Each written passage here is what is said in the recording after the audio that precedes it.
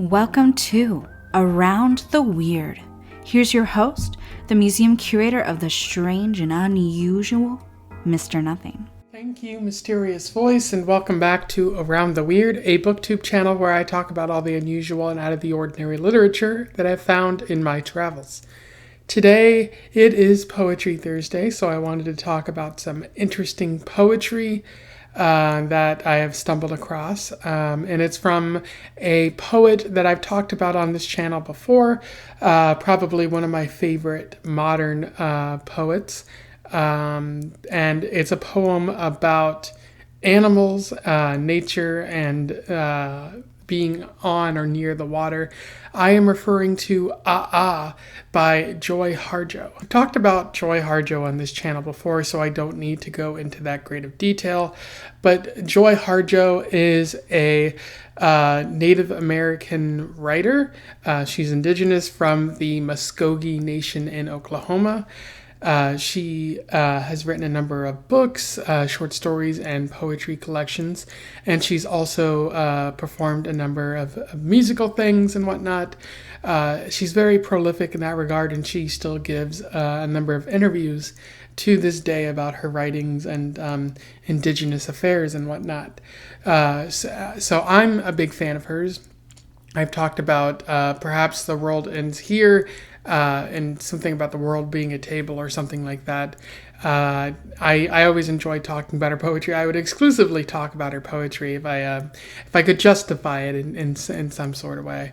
But I definitely recommend that everyone out there, if you're interested in poetry from indigenous writers, definitely check out Joy Harjo, as you probably can't go wrong with her. She knows how to infuse emotion and nature into her work.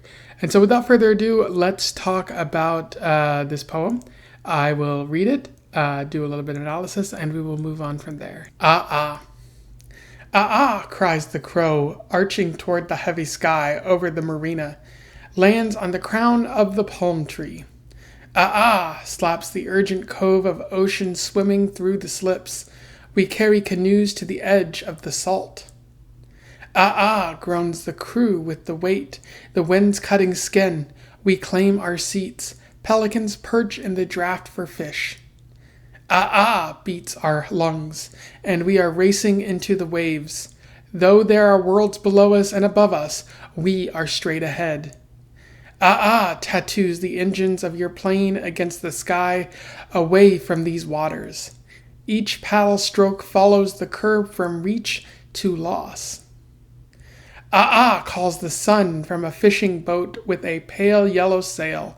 We fly by on our return, over the net of eternity thrown out for stars. Scrapes the whole of my soul. So that was by Joy Harjo. In terms of analysis, there's a fair bit we're talking about in this poem. The first thing, let's talk about the name of the poem and like the origins of all of that. It's called and it repeats itself in each verse. It's what the crow says, like or I don't know. It's really weird to say it, but I do feel that when you're reading this, you have to invest yourself in the part to really get a feel for what Joy Harjo is getting at. She's talked about nature and connectedness to the earth in this poem before, but here she's literally making the reader become one with the earth, one with nature, by having them imitate a crow in each verse. Saying, cries the crow, arching toward the heavy sky over the marina, or beats our lungs, saying, we're very similar to the crow, like our lungs make the same noise. So you see the connectedness with nature in this poem. Another thing I like about this poem is the alliteration that you see a little bit scattered throughout. She says, we carry canoes to the edge of the salt.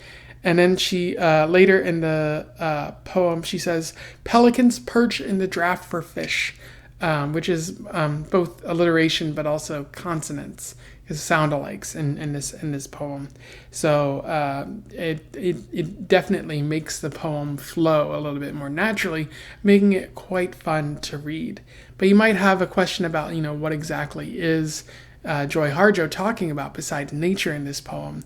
And I think what's going on in this poem is she and her colleagues, her friends, her family, are going on a boat trip because they say they carry canoes to the edge of the salt. So they're carrying it. This might have taken place in the past, or it could take place in like a vacation sense in the present. But they're carrying it to the ocean and then they're swimming across. They also fly. They say we fly by on our return. I don't know if that means they're going fast in boats, but if they're actually flying through the air. They say we fly by on our return over the net of eternity thrown out for stars. And I don't know if that's just like a reflection in the water of the stars or if they're actually flying through the sky. It's a bit unclear, but it's very beautiful, and you get a sense for what the people are seeing with like a sky full of stars, like a beautiful clear night where you can see everything. So it's a connectedness with really everything in this poem, and equating it to that of the crow, which is very natural and found in nature as well. And it's really par for the course for Joy Harjo, but it's a poem that's really beautiful as well. Anyway, those are my thoughts on by Joy Harjo, a poem that is fun to read, but it is also, just a good experience to read any Joy Harjo poem. So I definitely recommend it to you out there, and I'll put a link to it in the description. If you have any thoughts on the poem, anything that I might have missed that you caught, let me know below. I would be happy to hear from you. Otherwise, don't forget to like, share, and subscribe so that more people can find out about this poem or this poet or Poetry Thursday if they don't already know. Otherwise, join the Discord. Would be happy to have you in our Discord to talk about, books or movies or whatnot. And until then, I wish you the best of luck in your weird and crow-like travels. Farewell.